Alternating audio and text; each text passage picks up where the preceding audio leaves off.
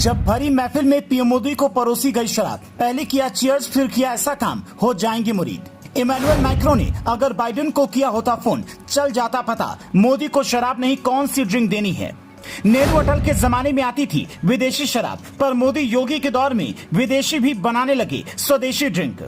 ये तस्वीर देखिए, फिर इसका पूरा वीडियो भी आपको दिखाएंगे। तस्वीर में पीएम मोदी के हाथ में शैंपेन का गिलास है। उनकी दाईं तरफ फ्रांसीसी राष्ट्रपति इमैनुअल मैक्रों की पत्नी ब्रिगिट मैक्रोन खड़ी हैं, जबकि उनकी दाईं तरफ फ्रांसीसी राष्ट्रपति इमैनुअल मैक्रोन की पत्नी ब्रिगिट मैक्रोन खड़ी हैं, जबकि बाईं तरफ एक कुर्सी छोड़कर खुद फ्रांसीसी राष्ट्रपति मैक्रो खुद खड़े हैं। इसके अलावा पार्टी में एक और शख्स है, इन सब के हाथ में शैंपेन का गिलास है। अब आप सोचेंगे पीएम मोदी तो शराब पीते नहीं, फिर उन्होंने गिलास क्यों उठाई? तो इसका जवाब आपको इस 11 सेकंड की वीडियो में मिलेगा।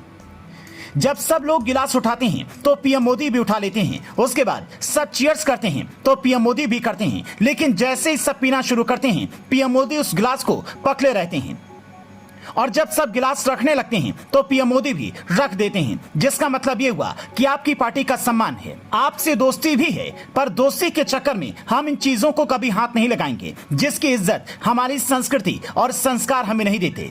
पीएम मोदी के इस रिएक्शन पर न सिर्फ सोशल मीडिया पर लोग उनकी तारीफ कर रहे हैं, बल्कि खुद मैक्रो भी मुरीद हो गए। कुछ ऐसा ही मौका करीब 1 महीने पहले जून 2023 में आया था, जब पीएम मोदी अमेरिका के दौरे पर गए थे। ये तस्वीर वहीं की है। यहाँ भी पीएम मोदी के हाथ में शैंपेन वाला गिलास दिखाई दे रहा है और बाइडेन के हाथ में भी वही गिलास है, लेकिन यहाँ मोदी उसे पीते भी हैं, क्योंकि बाइडेन उन्हें भरोसा दिलाते हैं कि मैं भी शराब नहीं पीता, आप निश्चिंत होकर इसे पी सकते हैं।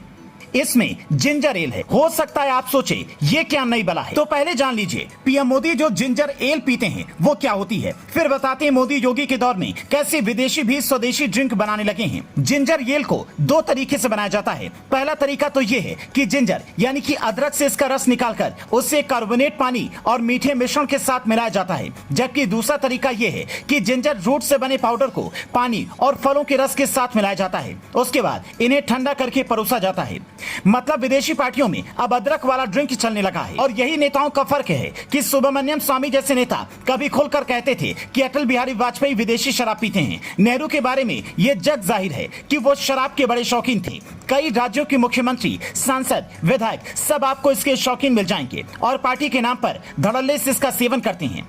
पर जब बात मोदी योगी की आती है तो विदेशी नेता भी ये समझ जाते हैं कि पार्टी में उनके हिसाब से व्यवस्था करनी होगी, और यही हर देश की संस्कृति और सभ्यता की पहचान है। अब तक हमने विदेशों की पढ़ाई, वहाँ के कल्चर, रहन सहन, पहनावा, उठने बैठने के तरीके और खान पान को अच्छा मानते थे, जबकि अब भारत की परंपरा और खान पान के तरीके को विदेशियों ने भी तेजी से अपनाना शुरू कर दिया है, जो हिंदुस्तान की एक बड़ी जीत है। हम ऐसा नहीं कहते कि इस जीत का श्रेय किसी एक व्यक्ति या नेता को जाना चाहिए, बल्कि ये श्रेय उन 140 करोड़ हिंदुस्तानियों को है जो इस मॉडर्न जमाने में भी अपनी परंपरा और रीति रिवाज का पालन कर रहे हैं।